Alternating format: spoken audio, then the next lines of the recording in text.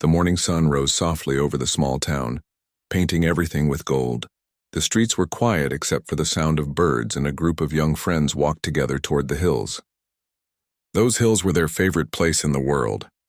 They were not rich people or important people, just simple souls who loved the earth and the peace it gave them. Every weekend they came there to clean, plant trees, and sit together, talking about life and their dreams. They called that place their green home. It wasn't owned by anyone. It didn't belong to any company or government office. It was a piece of land full of wildflowers, clear air, and a feeling of freedom. When they were there, all their worries faded. They would laugh, share food, and sometimes just lie on the grass watching clouds drift by. Among them was one quiet boy who always carried a small notebook. He often sat a little apart from the group, sketching trees or writing short lines of poetry about nature. The others teased him for being too emotional, but they all loved how his words made even a leaf sound special. For the friends, life was not perfect, but it was full of small happiness.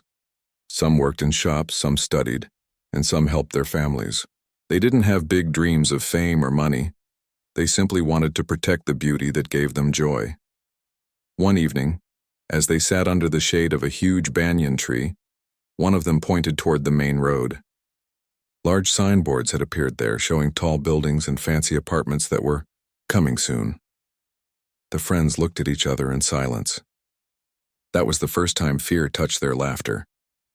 A few days later, they heard that a company wanted to buy the hills to build a commercial plaza. The land, which they had treated as their own, was suddenly being measured, mapped, and marked with red flags. Machines were brought to the edge, and workers began clearing bushes. The friends could not stay quiet. The place was more than soil and trees. It was a part of their hearts. They decided to act even though they were just ordinary people. They started a small awareness group to protect the hills. They made posters, wrote letters, and visited houses to talk to the townspeople about saving the green area. At first, people laughed at them. What difference can a few young people make? Someone said. These projects bring progress, but progress for whom? The friends wondered. The town didn't need another plaza. It needed clean air, space for children to play, and a place for people to breathe freely. One morning, they went to meet a local officer to share their concerns. The man listened, nodded, and gave polite smiles. "I understand your love for nature," he said, "but development is necessary. You must learn to accept change." His tone was smooth, but his words felt cold. The group left his office quietly. They knew they were being dismissed. Still, they didn't give up. They organized a small gathering near the hills and invited everyone they could. The quiet boy spoke that day, his voice trembling but firm. He said, "We don't need to be heroes to do the right thing. This land protects us. It gives us air, water, and peace. Now it's our turn to protect it." The speech touched hearts. More people joined their cause. Some brought saplings to plant. Others offered water and food. For a short while, it felt like hope was winning. The laughter of the group returned, echoing through the valley. However, that peace did not last long. The company behind the project sent representatives to talk to the friends.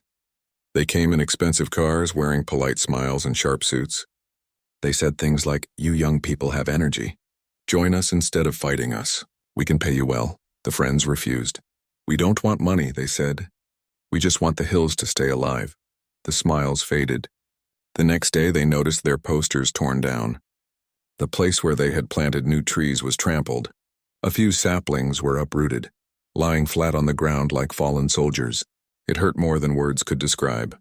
Still, the group returned the next morning to replant everything. They didn't argue or shout. They simply continued their work. People began noticing their quiet strength. Children from the neighborhood started joining them.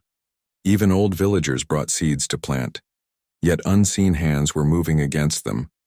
Late at night, trucks came and dumped construction material near the edge of the hill. One morning they found white marks painted across the rocks, survey lines. One of the friends suggested they take the matter to the media. They wrote letters to local newspapers and called small journalists to visit. A few reporters came, took pictures, and wrote short pieces about young environmental defenders. It made a small wave, but not enough to stop what was coming. The company grew impatient. A week later, their small wooden hut, built by the group to store gardening tools, was found burned to ashes. No one saw who did it, but everyone knew. The sight of the blackened ground broke their hearts. It felt as if someone had burned their memories, not just wood and rope. For a while, silence hung heavy over the friends. They stopped coming to the hills. Each of them felt tired, angry, and helpless. The quiet boy who loved to write didn't open his notebook for days. The hills stood empty, like a friend waiting for someone who had forgotten to return. Then one morning after a long night of rain, the quiet boy went back alone. The ground was wet, the air fresh. He walked to the old banyan tree and placed his hand on its trunk. "I'm sorry," he whispered.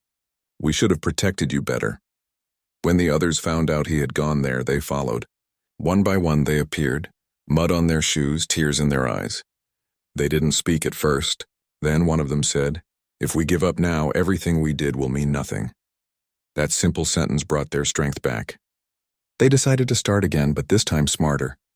They collected signatures from townspeople, gathered evidence of how the land helped the community, and approached schools to include their children in tree planting activities. Slowly, more people joined. The group began calling their movement Voice of the Earth. It wasn't a fancy organization, just a handful of people with strong hearts. They held small events where everyone, young and old, could speak about their love for nature. Their story spread beyond the town. A few local media outlets picked it up again, this time with more detail. Photos of them planting trees and standing in front of the hills appeared on social media. Comments poured in. Strangers admired their courage while others mocked them. Still, attention meant hope. The company, however, was not pleased. Their polite smiles turned into veiled warnings. Men from their team began following the group, taking photos, whispering threats. Yet the friends stayed united. They decided not to fight with anger, but with truth. Days passed like that, filled with small victories and hidden fears. Life became a strange mix of peace and tension. Sometimes they felt proud, sometimes hopeless, but never empty. Their friendship grew stronger through every test. One afternoon, as the sun dipped behind the hills, the quiet boy took out his notebook again. He wrote, "Even if we lose this land, it will remember us. The trees we planted may fall, but their roots will carry our love deep into the earth." That line became their slogan. They painted it on wooden boards and hung them across the road leading to the hills. People stopped to read it. Some smiled, some shook their heads. But no one could ignore it. The friends didn't know what would happen next. They had no money, no power, only belief. Yet in that belief was something stronger than fear. It was love. The kind that doesn't make noise but changes everything slowly, like water shaping a rock over time. As night fell, the hills glowed under the silver moonlight. The wind carried the sound of crickets, the soft rustle of leaves, and the distant hum of life continuing. For now the place still stood, breathing quietly as if waiting for what tomorrow would bring. The friends sat there together in silence, watching the stars. They didn't talk about losing or winning. They only spoke about protecting what they loved. No matter how hard it got, none of them knew that this peaceful night would soon lead to something much bigger, something that would test their courage in ways they had never imagined. For now, though they had each other, they had the hills. They had hope, and that was enough to keep going. Days passed, and the small group of friends continued their mission with quiet strength. The hills had become more than a piece of land to them. They were a symbol of unity, honesty, and everything good left in the world. Yet behind their courage, fear was slowly growing. The company's men began to appear more often. They came in white jeeps, wearing fake smiles and offering sugary words that carried hidden threats. "You all are wasting your time," one man said one morning, standing near the old banyan tree. "Soon this land will belong to us. Why don't you join us instead of standing in the way?" The friends exchanged glances. No one replied. They simply continued planting new saplings as if the man didn't exist. Silence became their protest. But once the jeeps disappeared, worry returned to their faces. They all knew what silence could not protect them from. The very next day, someone had scattered garbage all over the clean patch of green they had worked so hard to preserve. The little hut they rebuilt after the fire was found covered in mud and broken glass. It was clear someone wanted to break their spirit. Yet instead of shouting in anger, they cleaned it again. They repaired the hut. They replanted the trees. The town watched in surprise.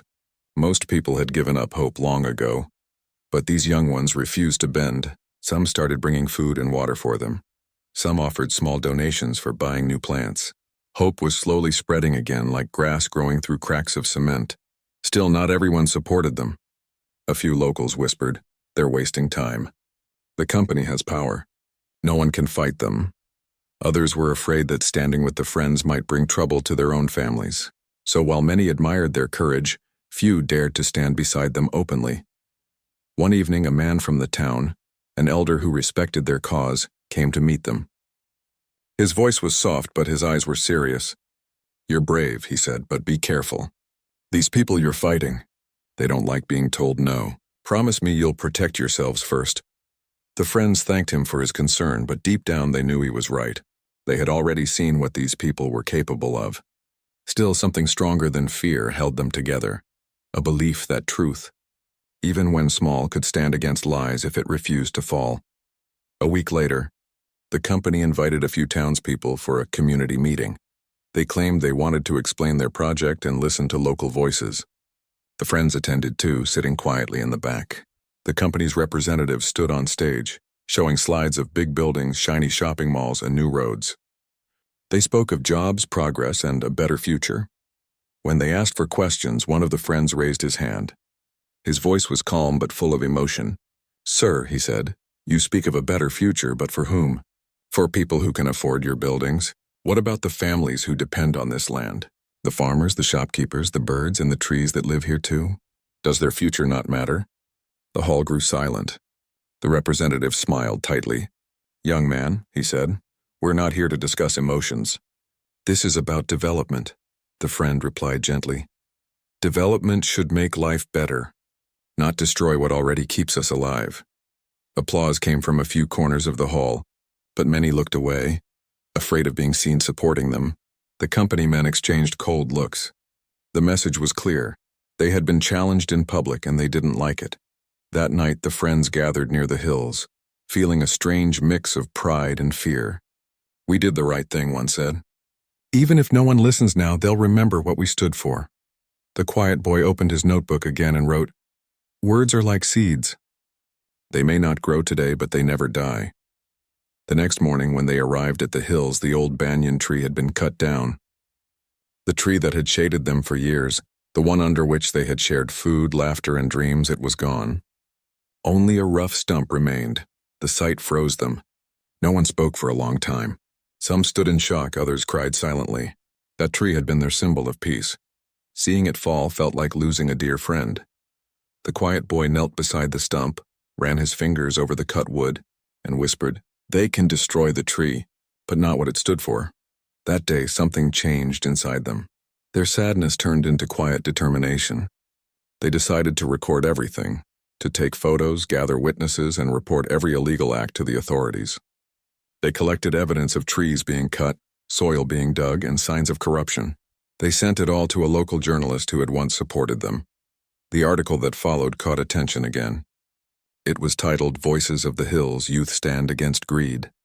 It spread quickly online, drawing sympathy and anger alike. The company was furious. For days, unknown men began following the Friends. They stood outside their houses, watched them from cars, and tried to scare them with harsh words. One evening, when two of them were returning home from the hills, a jeep stopped beside them. A voice from inside said, "Stop making noise. No one can save you if you don't stop." The jeep drove off, leaving dust in the air and fear in their hearts. That night, the group met secretly at a friend's house. Their faces were pale, but no one suggested quitting. "If we leave now," one said softly, "everything we've done will mean nothing. They can scare us, but they can't silence truth forever." From that day, they became more careful. They traveled in pairs, kept their phones on record during conversations, and made sure someone always knew where they were. It wasn't just a fight for trees anymore. It had become a fight for what was right. Still, danger lurked close. One rainy evening, as thunder rolled across the sky, one of their closest friends didn't come home. He had gone to check the hills, saying he'd be back in an hour. But he didn't return that night. The group searched the roads, called his phone again and again, but there was no answer. The next morning, they found his bicycle near the riverbank. The frame was bent, the tires half buried in mud. His bag was lying nearby, soaked by rain. He was nowhere to be found. The air grew heavy that day. People whispered, speculated, but no one dared to investigate deeply. The authorities called it an accident, though there were no signs of one.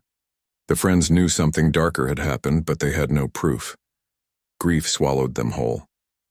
The hills, once full of laughter, now echoed with silence. The friends gathered near the stump of the banyan tree and placed flowers there in his memory. Tears rolled down their cheeks, mixing with rain. For days they didn't go back. The loss had broken something inside them. The quiet boy closed his notebook and left it untouched. The others stopped talking about the hills altogether.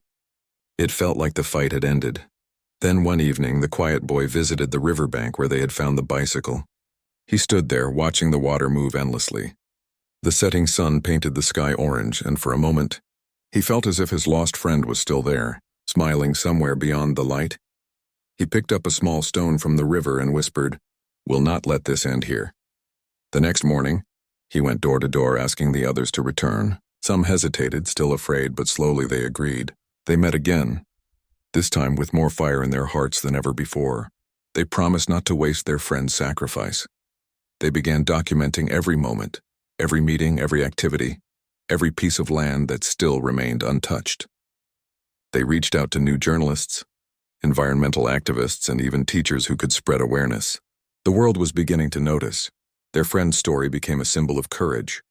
People started calling him the guardian of the hills. His memory became their shield. Even those who had once stayed silent now began to support them. Children drew pictures of trees and rivers at school, inspired by their story. The quiet boy reopened his notebook and wrote, "He may not be here, but his voice lives in the wind. Every rustle of leaves is him telling us to keep going." The group visited the hills once more. The place looked wounded. The soil was cracked and pieces of machinery lay abandoned. Yet amid the damage, small plants had started to grow again. It was as if the earth itself refused to give up. Standing there under the open sky, they held hands in silence. The pain was deep, but so was the connection that tied them, to each other, to their lost friend, and to the land that still breathed beneath their feet. They looked at the horizon, where dark clouds gathered once again. Rain was coming, maybe a storm too, but this time they weren't afraid. They had already lost too much to fear what was left to lose. The quiet boy closed his eyes and said softly, "He's with us. So is the earth. As long as both stand with truth, no one can destroy us." The others nodded. In that moment, something powerful stirred within them. Not anger, not revenge, but faith. The hills had taken one of their own, yet it had given them a purpose larger than themselves. Their journey wasn't over. It had only just begun. The days after their friend's disappearance felt longer than ever. Each morning began with the same heavy silence that hung over the town like a cloud that refused to move. The group met less often now, not because they had lost interest, but because grief had taken away the energy that once kept them strong. The hills that used to echo with laughter now stood quiet, scarred by bulldozer marks and broken tree trunks. The friends couldn't bring themselves to look at it for too long. It felt like seeing a loved one hurt and being unable to help. The quiet boy still carried his notebook everywhere, but it stayed closed. Every time he opened it, his hands would tremble, and his eyes would fill with tears. That notebook had once been filled with sketches of trees and poems about peace. Now it was full of memories of someone who should still have been there planting beside them. One evening, the group met at a small tea shop near the town's old bridge. The place was dimly lit, smelling of smoke and rain-soaked dust. No one spoke much. They just sat staring at their cups. Then one of them finally said, "We can't let his memory fade away like this. He believed in something bigger than all of us." "We can't stop now." The quiet boy lifted his eyes. "You're right," he said softly. "If we quit, it'll be like losing him twice." That night, the group decided to continue their fight. Not with anger or violence, but with truth and unity. They promised to protect one another, to never go anywhere alone, and to record everything they did. They also began writing down every unfair act they saw. The trees cut at midnight, the trucks arriving without permission, the meetings where lies were told. The next day, they returned to the hills. It had been weeks since they last stood there together. The sight broke their hearts. The once green slope was now a pale field of mud. Only a few small plants had survived. Yet those tiny plants stood proudly, swaying in the wind, refusing to die. The quiet boy knelt down beside one of them and smiled faintly. "Even the smallest life still fights," he whispered. "Then so will we. They began working again, cleaning, planting, fixing the signboard that had fallen. Villagers who had once stayed silent began to notice their return. Some came forward shyly at first to offer help. Others stood at a distance watching. It wasn't long before the company noticed too. Within days, guards were placed near the construction site watching their every move. Trucks started working again, cutting deeper into the earth. The sound of machines filled the valley, drowning out the songs of birds. Still, the friends didn't step back. They stood at the boundary of the land, holding signs that read, "Protect what protects you." Their voices were calm, their faces steady. They didn't shout. They just stood there, refusing to be invisible.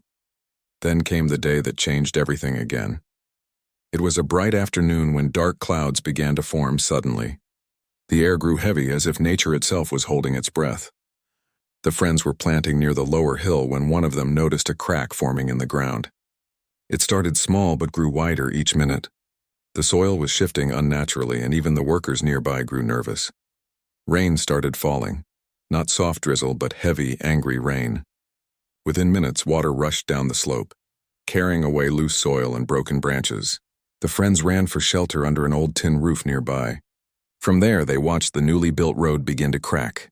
The machines that had destroyed so much were now sinking into the mud they had created. No one said a word. They could only stare as the earth began to move on its own. By evening, the storm worsened. Trees bent, water filled the valley, and landslides began. The company's trucks were trapped. Workers fled, shouting and slipping through the thick brown water. The friends stood safely away, watching from a distance.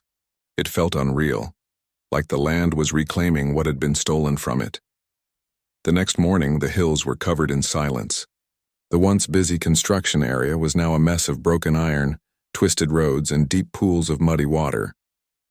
The air smelled of wet soil and fallen leaves. Everything man-made had vanished under the earth's anger. The group stood together, drenched, stunned, and silent. The quiet boy finally spoke. "He warned us," he said, meaning their lost friend. "He said the earth will speak one day." It wasn't just a natural disaster. It felt like nature's voice, a painful reminder that no one could own it forever. For a few days, the town was filled with confusion. The company men left quietly, avoiding questions.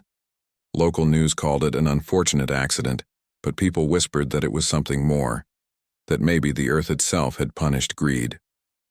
The friends didn't speak of revenge or victory. They simply felt peace.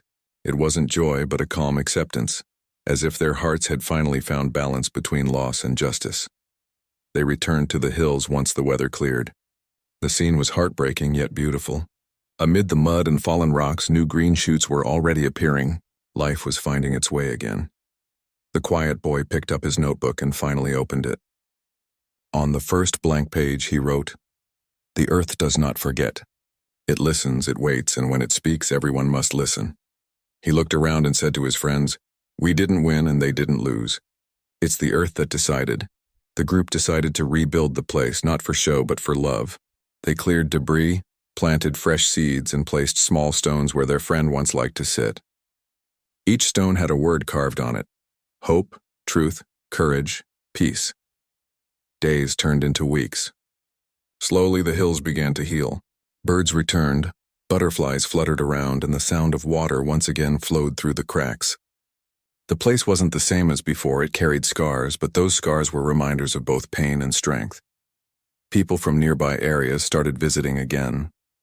Some brought their children, telling them about the young people who fought for this land. Others came in silence just to breathe in the fresh air. The story of the hills spread far and wide, not as a tale of loss, but of unity between people and nature. One afternoon, a group of students came to interview the friends. They asked, "What made you keep fighting even after losing so much?" The quiet boy smiled and replied, "Because what we were protecting wasn't just land. It was life. It was our friend, our peace, and our home. Some things are too sacred to sell." The students nodded, writing down every word carefully. One of them said softly, "Your story will inspire many." The friends didn't think of themselves as heroes. They were just people who refused to let fear win. Every day they still came to the hills, not to protest anymore, but to care for the plants, to make sure the soil stayed healthy. Sometimes they sat quietly, watching the sunset, talking about their memories and smiling at how far they had come. One evening, the quiet boy sat alone under a newly planted tree. The wind blew gently through its young branches, making a soft sound like a whisper. He closed his eyes and felt peace. It was almost as if his lost friend was there beside him again, smiling through the breeze. He opened his notebook once more and wrote, "He isn't gone. He has become a part of the earth. Every raindrop, every leaf, every sound of wind carries his soul." The others arrived soon after, carrying food and laughter. For the first time in months, their smiles reached their eyes. They shared stories, teased one another, and filled the air with joy again. The hills seemed to listen quietly, wrapping them in warmth. Before leaving that night, the quiet boy looked at the valley below, where lights from the town glowed softly. "You see," he said to his friends, "they thought we were too small to make a difference. But even small hearts can shake the biggest walls when they stand together." The others nodded. They didn't need big words or speeches anymore.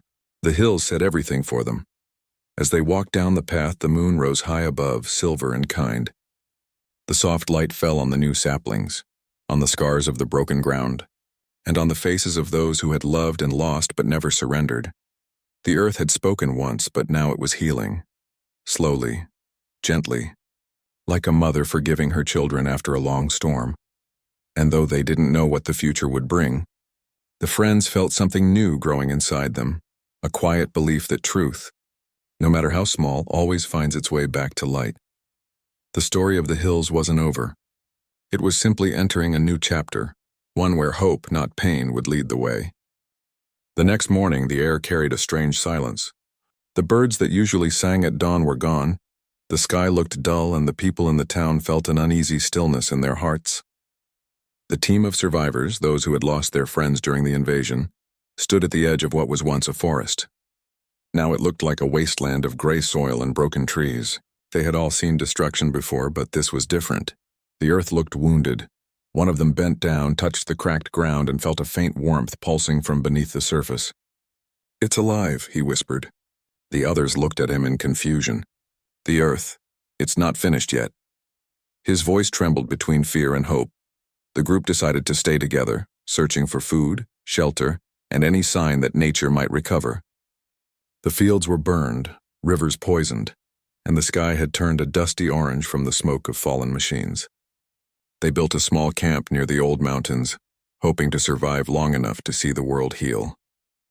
At night, they sat around the dim fire, sharing stories of the friends they had lost, their laughter, their bravery, and how they stood till their last breath trying to defend what they loved. Each story reminded them that they weren't fighting for revenge anymore. They were fighting for life itself. The invasion had not just destroyed cities, it had broken the spirit of humanity. Yet somehow these few survivors carried that spirit still. Days turned into weeks. One evening, while collecting wood near the hills, one of them noticed a faint green sprout emerging from the ground. It was small, fragile, almost glowing against the gray soil. She called the others, and for a moment they all stood silent around it. That tiny plant gave them more hope than all the weapons they had built. It was proof that the earth had not given up. Soon after, strange signs began to appear. The wind shifted direction suddenly, as if guiding them. The animals that had vanished began to return, first insects, then small birds. The rivers, once still and foul, began to move again. Nature seemed to be repairing itself, but there was something deeper happening, something they couldn't explain. The ground sometimes trembled softly, not like an earthquake, but like a heartbeat. Then one night, a deep rumble echoed through the valley. The survivors rushed outside their tents. Far away, a beam of light shot up from the earth into the clouds. It was bright, pure, and filled the sky like a bridge between land and heaven. The air around them hummed. The leader of the group stared in disbelief. "It's her," he said. "It's Earth." They followed the light, walking for hours through the night until they reached a place none of them had seen before. It was an enormous crater filled with glowing stones and flowing water. The air was thick with mist, but it didn't smell like smoke anymore. It smelled clean, fresh, alive. In the center of that crater, a structure was forming, made of earth, roots, and shining minerals. It moved as if it was breathing. Suddenly, a wave of energy spread through the ground.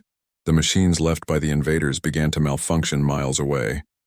Metal structures collapsed, wires melted, and the sound of breaking steel echoed through the distance. The survivors realized that the Earth was fighting back. Nature itself was destroying what had destroyed it. Trees began growing rapidly across the plains. Vines climbed over the remains of the invaders' camps, wrapping around their machines until they were swallowed completely. Lightning struck with purpose, hitting only the towers and devices that once controlled the skies. The rain returned, heavy and pure, washing away the ash. The survivors stood soaked in the downpour, laughing for the first time in months. The Earth didn't need their weapons or plans. It had its own way of fighting, a way far stronger, older, and wiser than any machine. Yet even as nature healed, they knew it wasn't over. The invaders had left traces behind, signals in the sky, machines buried underground, and shadows of their power still lurking in silence. That night, as they gathered around the fire again, one of them asked, "Do you think they'll come back?" The leader didn't answer right away. He stared into the flames, thinking of everything they had lost and everything the Earth had just shown them. "If they do," he said slowly, "they'll find a planet ready to defend itself this time." The next morning they began rebuilding, not with machines but with their hands. They planted seeds, cleared the rivers, and repaired the broken houses. Every small act felt sacred now. Every tree planted was a promise, every stone lifted a prayer. The children who had survived started laughing again. The sky turned blue after months of gray. As weeks passed, they realized something else. The Earth wasn't just healing, it was changing. The plants grew faster than before, stronger, and almost seemed to respond to their touch. The survivors felt connected to everything, the wind, the soil, the rain, as if the planet recognized them as its protectors. One evening, they watched the sun set behind the mountains, painting the sky in red and gold. The leader spoke softly. "They destroyed our friends, our homes, our world. But look around you. Earth made sure they'd never win." Everyone fell silent, watching the world come back to life. The pain of loss was still there, deep and heavy, but now it carried something else, hope. The kind of hope that grows from ashes and tears, strong and unbreakable. As night came, the stars shone brighter than ever before, and for the first time in a long while, the survivors felt that they were not alone. The Earth was awake, alive, and protecting them. The fight wasn't just theirs anymore. It belonged to every river, every tree, and every heartbeat under the sky. The world had been broken, yes, but it was rebuilding itself, with them. And deep down they knew, no matter what darkness tried to rise again, nature would always find a way to defend its own. Months had passed since the Earth had begun to heal itself. The survivors, though still few, had started to rebuild their lives. The once broken towns were now covered in green patches of grass. The rivers, which were black with ash before, now shimmered under the sunlight. Birds had returned, filling the quiet air with songs that sounded like a promise of peace. Still, the people never forgot what had happened. Every sunrise reminded them of the destruction they had seen, and every night carried the faces of those they had lost. They knew the silence of peace could be fragile. The leader of the survivors often said, "The Earth is not just healing, it's preparing." None of them fully understood what he meant, but deep inside, they felt it too. Something was changing beneath their feet. One evening, as the group gathered around the fire, the ground trembled gently. It wasn't a quake this time. It felt rhythmic, like a heartbeat echoing through the land. The sound was faint, but steady. Everyone froze. The wind stilled, and even the birds seemed to stop singing. The leader stood, his eyes searching the dark forest beyond the camp. "It's starting again," he whispered. The next morning they saw new formations in the land, mountains that weren't there before, small streams carving their way through the soil as if guided by invisible hands. The Earth was alive in ways they had never seen. Plants grew faster, bending and moving as though listening to something underground. The survivors realized that the planet was not just recovering, it was adapting, learning, protecting itself. One of the younger survivors, curious and brave, followed a newly formed stream deep into the forest. He walked for hours until he reached a clearing where the air shimmered like heat waves. In the center was a massive tree, unlike anything he had ever seen. Its trunk glowed softly and its roots spread wide across the land, pulsing with light. He could feel warmth coming from it, not like fire, but like life itself. He touched the bark, and a strange vision flashed before his eyes. Images of the world before the invasion, of oceans clean and skies bright, then of fire and destruction, and finally of renewal. He stumbled back, heart pounding. He realized this was no ordinary tree. It was connected to the Earth's core, a living link between the world above and below. When he returned to camp and told the others, no one doubted him. They had seen enough miracles to know that anything was possible now. The leader decided they must protect that place. "This is the heart of the Earth," he said. "If it dies, everything dies with it." The group began guarding the area, clearing fallen debris, building shelters nearby, and planting seeds around it. They treated it as sacred ground. Every morning they gathered there to offer thanks, not through rituals or prayers, but by working the soil, cleaning the rivers, and planting more trees. They believed that every act of care was a way of talking to the planet. Then came a night unlike any other. The sky, once calm, turned a deep red. Strange lights flickered among the stars, moving too steadily to be meteors. The survivors watched in silence, fear tightening their chests. The leader spoke quietly. "They're watching us again." The invaders, or whatever was left of them, seemed to be sending signals back toward Earth. For days, the red glow stayed in the sky, making it hard to tell if it was dawn or dusk.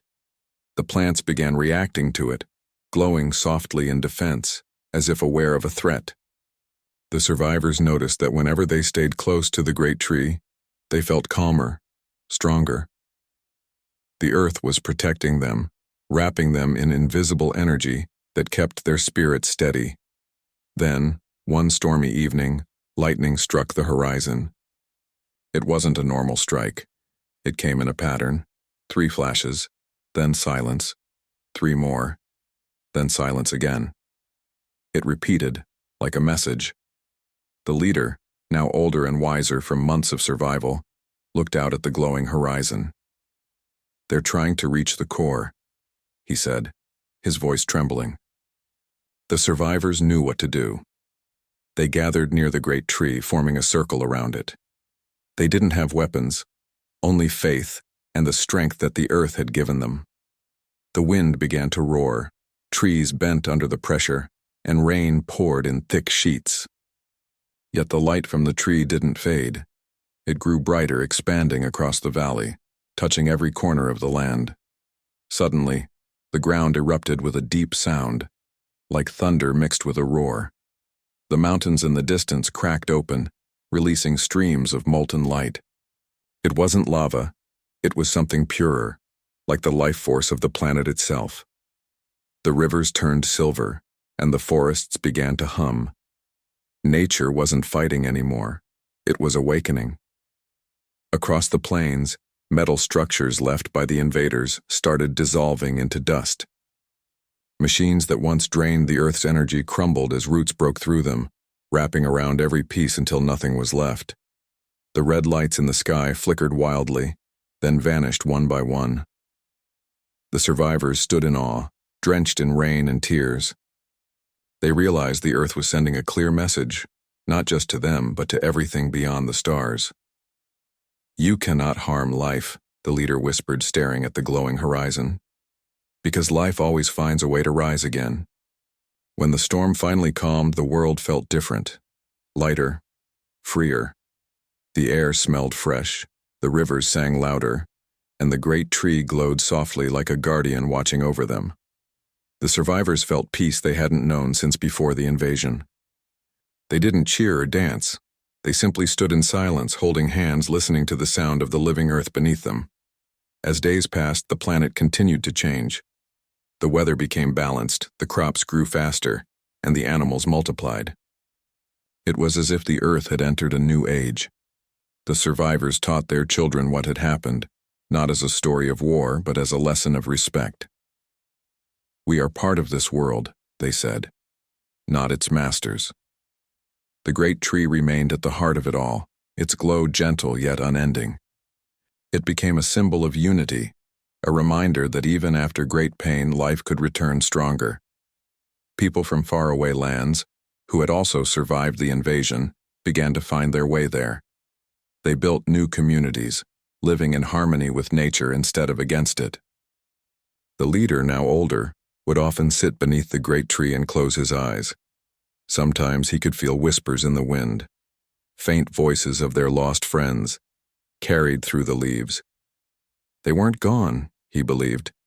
They had become part of the earth, protecting it forever. At night, when the stars shone brighter than ever, the survivors would look up and feel no fear. The sky, once a place of threat, had become a symbol of mystery again. They knew there were still worlds out there, maybe even dangers waiting, but they also knew that their home was strong now. The earth had shown its true power. They destroyed their friends once long ago. But Earth had made sure those who caused the pain would never triumph again. Life had risen, not through anger or revenge, but through balance, unity, and the quiet strength of a living world that refused to die. The survivors didn't call themselves heroes. They were simply witnesses to destruction, to rebirth, and to the unbreakable bond between humankind and the planet that gave them life. Each day, they worked to protect that bond, knowing that as long as they respected the earth, it would protect them in return. The world was different now, but it was home again. And beneath the stars, the great tree continued to glow, a silent promise that no matter what came next, Earth would always rise again. Years had passed since the great awakening of the earth. The world, once covered in ashes and silence, now breathed with new life. Forests stretched across the land like green oceans. Rivers ran clear and the skies glowed in shades of peace. The scars of the invasion had softened, but they were not forgotten. People had learned to live differently. They no longer built machines that hurt the planet or chased endless power. They built homes with their hands, used wind and sunlight for energy, and treated the ground like something sacred. The survivors had grown older, their faces marked with lines of struggle and wisdom. The leader, who had once guided them through fire and fear, now walked slowly but with pride. Children ran around him, their laughter echoing through the fields.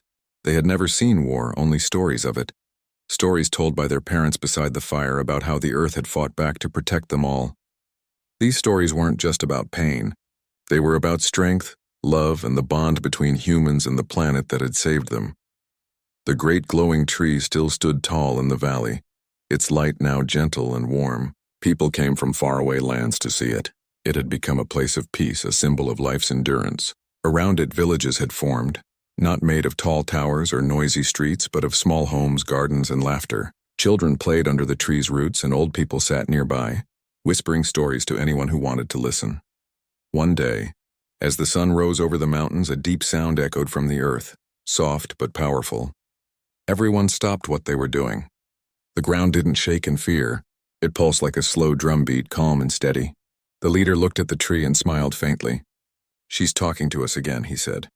The earth was alive, aware, and still watching over them. That day, a group of travelers arrived at the valley.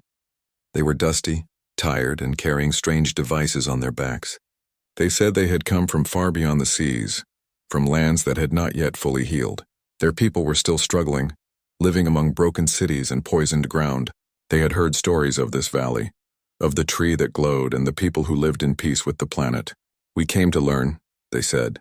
The villagers welcomed them warmly. They shared food, shelter, and stories of how the earth had saved them when all hope was lost. The travelers listened with awe, some with tears in their eyes. "We forgot how to listen to the earth," one of them admitted. "We thought we could control it." The leader smiled and said gently, "You can't control what gives you life. You can only respect it." Over the next few weeks, the travelers worked with the villagers. Together, they planted new trees, cleaned the rivers, and repaired the old roads that connected broken lands. Slowly, life began to spread beyond the valley again. It wasn't fast, but it was steady, like the rhythm of the earth itself. The people called it the renewal. During one quiet evening, as everyone sat near the great tree, the sky began to change. Stars blinked brighter than usual, and a faint green light appeared on the horizon. The children gasped in wonder, but the elders exchanged nervous glances. The last time the sky had glowed like that, it had meant danger. The leader stood up, his heart heavy. "Stay calm," he said softly. The green light grew brighter, stretching across the night sky like a river of color. Then a single beam of light fell from the heavens, landing in the far plains. A loud sound followed, but it wasn't an explosion, more like a deep breath. Everyone looked toward the horizon, hearts pounding. The next morning, the leader gathered a small group to investigate. They walked for hours across the meadows until they reached the spot where the light had touched the ground. There they found something unexpected, a metallic structure half buried in the soil, covered in vines and dirt. It looked like a ship, but much smaller than the ones from the invasion. It wasn't active, just quiet, almost asleep. The group stood in silence, unsure of what to do. The leader stepped closer, touching the surface of the strange object. It was warm, alive somehow, yet calm. He looked around and noticed something unusual. The plants near the object were not dying. In fact, they were growing faster, wrapping around the metal in a gentle embrace. "The Earth isn't afraid," he murmured. "Then neither should we be." They decided not to destroy or move it. Instead, they left it there and marked the place with stones. The leader believed that whatever it was, the Earth would decide what to do with it. They returned to the village and life went on. Days turned into weeks, and soon people stopped talking about the glowing light. Then one night, the ground near the great tree began to hum again, this time louder. The leader woke from his sleep and stepped outside. The tree's glow had become brighter, casting golden light across the entire valley. The air was thick with energy, warm and peaceful. Suddenly, he heard a voice, not from any person, but from the Earth itself. It wasn't made of words, but he understood it clearly. The Earth was saying thank you. Tears filled his eyes. He fell to his knees, pressing his hands against the soil. The world had been broken once, torn apart by greed and carelessness. But now it was alive, aware, and full of hope. Humanity had learned its greatest lesson, not through power, but through humility.